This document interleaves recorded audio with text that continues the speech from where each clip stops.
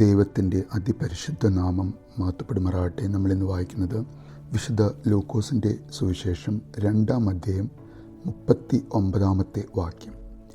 കർത്താവിൻ്റെ ന്യായപ്രമാണത്തിൽ കൽപ്പിച്ചിരുന്നതൊക്കെയും നിവർത്തിച്ച ശേഷം അവർ ഗലീലയിൽ തങ്ങളുടെ പട്ടണമായ നസ്രയത്തിലേക്ക് മടങ്ങിപ്പോയി.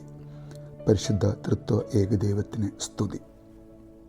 നസ്രയത്ത് എന്ന ആ ഗ്രാമത്തിൽ നിന്ന് പേർവഴി ചാർത്തുവാനായി ബെത്ലഹേമിൽ വന്ന അമ്മ മേരിയും യൗസേപ്പ് പിതാവും യേശുവിൻ്റെ ജനനത്തിന് ശേഷം കുറച്ചു കാലം ബെത്ലഹേമിലും ജെറുസലേമിലും താമസിക്കുന്നതായി നാം കാണുകയാണ്.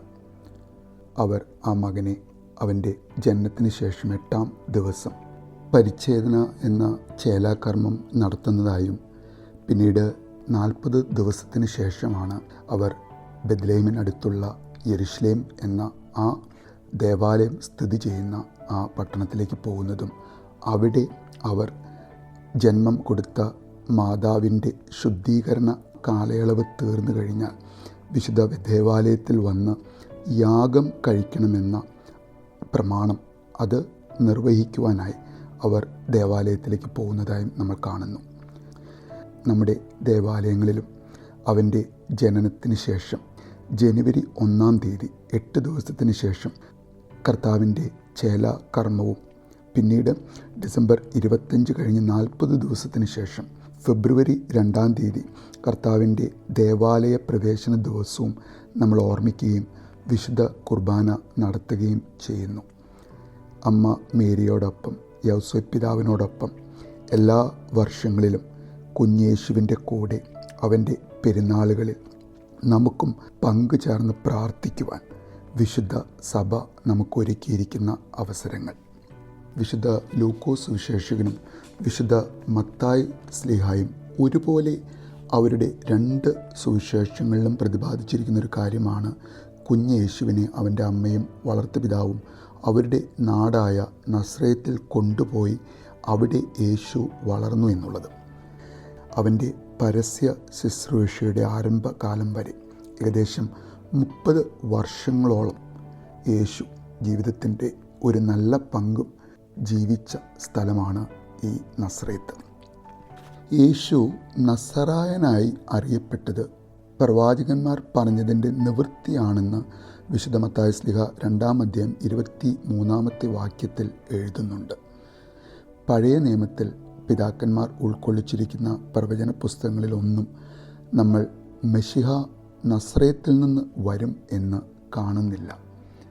അതുകൊണ്ടായിരിക്കണം ഫിലിപ്പോസ് തൻ്റെ കൂട്ടുകാരനായ നഥാനിയേലിനെ കണ്ട് മോശയും പ്രവാചകന്മാരും എഴുതിയിരിക്കുന്ന മെശിഹായെ ഞാൻ കണ്ടെത്തിയിരിക്കുന്നു എന്ന് പറയുമ്പോൾ ആ നഥാനിയേൽ തോറയും പ്രവചന പുസ്തകങ്ങളുമെല്ലാം ധാരാളം വായിച്ചിട്ടുള്ള ക്രിസ്തു തന്നെ ഇവൻ സാക്ഷാൽ ഇസ്രായേലിൻ, ഇവനിൽ കപടമില്ല എന്ന് ആരെക്കുറിച്ച് സാക്ഷിച്ചുവോ ആ നഥാനിയേൽ തൻ്റെ കൂട്ടുകാരനോട് ചോദിക്കുന്നൊരു ചോദ്യം, നസ്രയത്തിൽ നിന്ന് വല്ല നന്മയും വരുമോ എന്ന്.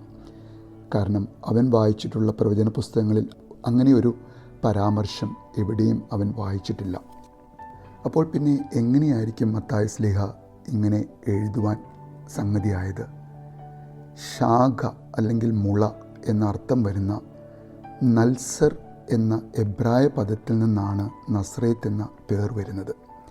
ഒരുപക്ഷെ യെശയ്യാ പ്രവാചകൻ 11-ാം അധ്യായം 1-ാം വാക്യത്തിൽ പ്രവചിക്കുന്ന പോലെ ഈശായുടെ കുറ്റിയിൽ നിന്നും ഒരു മുള പൊട്ടി അവൻ്റെ വേരുകളിൽ നിന്നുള്ള ഒരു കൊമ്പ് ഫലം കായ്ക്കുമെന്ന് ഈശായുടെ മകനായ ദാവീദ് രാജാവിൻ്റെ വംശാവലിയിൽ നിന്ന് ജനിച്ച യേശുവിനെക്കുറിച്ച് പ്രവചിച്ച പ്രവചനം അടിസ്ഥാനമാക്കിയായിരിക്കാം വിശുദ്ധ മത്തായി ഇങ്ങനെ പറയുന്നത്. മറ്റൊരു കാരണം ഒരുപക്ഷെ ധാരാളം പ്രവചനങ്ങൾ ക്രിസ്തുവിനെക്കുറിച്ച് പറയുന്നുണ്ട് അവൻ നിന്ദിതനാകും എന്ന്. മശിഹായെ കാത്തിരുന്ന അവൻ്റെ ജനം തന്നെ അവനെ നിന്ദിക്കാനും പീഡിപ്പിച്ച് കൊല്ലുവാനും തയ്യാറാവുന്നത് നമ്മൾ കാണുന്നു. ജനത്താൽ നിന്ദിതൻ എന്ന് സങ്കീർത്തനക്കാരൻ 22-ാം അധ്യായം 6-ാമത്തെ വാക്യത്തിൽ പറയുന്നു. അതുപോലെ യെശയ്യാവ് 53-ാം അധ്യായം 3-ാമത്തെ വാക്യത്തിൽ യേശുവിനെക്കുറിച്ച് ഇങ്ങനെയൊരു പ്രവചനം നമ്മൾ കാണുന്നുണ്ട്. അവൻ മനുഷ്യനാൽ നിന്ദിക്കപ്പെടും, അവൻ മനുഷ്യനാൽ ത്യജിക്കപ്പെടും, അവനെ കാണുന്നവൻ മുഖം മറച്ച് കളയത്തക്കവണ്ണം അവൻ നിന്ദിതനായിരുന്നു, നാം അവനെ ആദരിച്ചതുമില്ല എന്ന്. ഈ പ്രവചനങ്ങളെല്ലാം മനസ്സിൽ കണ്ടുകൊണ്ടായിരിക്കണം മത്തായി ശ്ലീഹ 2-ാം അധ്യായം 23-ാമത്തെ വാക്യത്തിൽ അവൻ നസ്രായൻ എന്ന് വിളിക്കപ്പെടും എന്ന് പ്രവാചകന്മാർ മുഖാന്തരം അരുളി ചെയ്തത് നിവൃത്തിയാവാൻ തക്കവണ്ണം നസ്രേത്ത് എന്ന ഗ്രാമത്തിൽ ചെന്ന് പാർത്തു എന്ന സുവിശേഷത്തിൽ രേഖപ്പെടുത്തിയിരിക്കുന്നത്. അവൻ ഇന്നും നിന്ദിതനാകുന്നുണ്ടോ? നാം അവനിൽ നിന്ന് മുഖം മറച്ചു കളയുന്ന സമയങ്ങൾ നമ്മളുടെ ജീവിതത്തിലും ഉണ്ടാകുന്നുണ്ടോ? നസ്രായനെ പിൻചൊല്ലുന്ന നസ്രാണിയായ നമ്മുടെ ഐഡൻറ്റിറ്റി മറ്റ് സമുദായങ്ങൾക്ക് ഇന്ന് എങ്ങനെയാണ്? പോത്തിറച്ചിയും പന്നിയിറച്ചിയും ധാരാളം കഴിക്കുന്ന, സ്മോളും ലാർജും ധാരാളം സേവിക്കുന്ന, ഒരു വെള്ളമടി അച്ചായനെ വിളിക്കുന്ന പേരാക്കി നസ്രാണി എന്ന നാമത്തെ നമ്മൾ തന്നെ തരം താഴ്ത്തി നമ്മുടെ മറ്റ് സമുദായങ്ങളുടെ ഇടയിൽ അനാദരിക്കുന്നുണ്ടോ?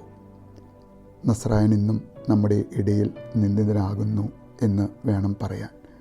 നാം അവനെ നിന്ദിച്ച് അവനിൽ നിന്ന് മുഖം മറച്ച് കളയുന്ന പല സന്ദർഭങ്ങളും, നാം അവനെ ആദരിക്കാതെ അവൻ്റെ ആ നസ്രായൻ എന്ന നാമത്തെ ഇകഴ്ത്തി പറയുന്ന സമയങ്ങൾ.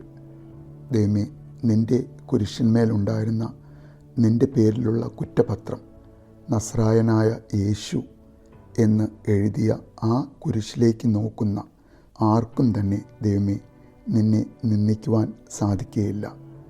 കാരണം നീ ലോകത്തിന് നിത്യപ്രകാശമായി തീരുവാൻ 3 ദിവസത്തിനുള്ളിൽ ഉയർത്തെഴുന്നേൽക്കുവാൻ പോകുന്ന ക്രിസ്തുവാണ് എന്ന് ആ കുരിശിൽ മരണവേദന അനുഭവിച്ച് കിടക്കുന്ന നിന്നെ കാണുമ്പോൾ ഞങ്ങൾ മനസ്സിലാക്കുന്നു.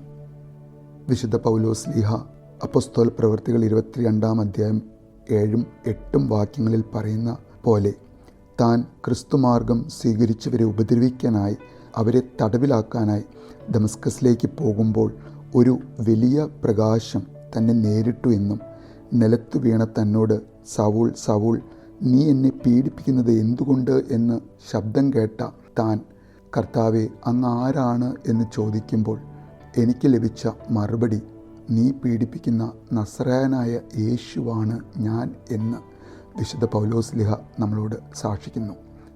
അതെ, അവൻ്റെ പ്രകാശത്തിലേക്ക് നോക്കുന്ന, അവനിലേക്ക് നോക്കുന്ന നമ്മൾ ഓരോരുത്തരോടും അവൻ പറയുന്നു, ഞാൻ നസ്രായനായ യേശുവാണ്.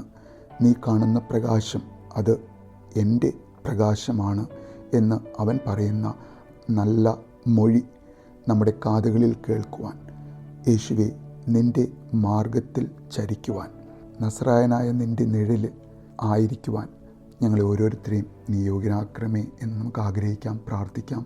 നല്ലൊരു ദിവസം നേരുന്നു.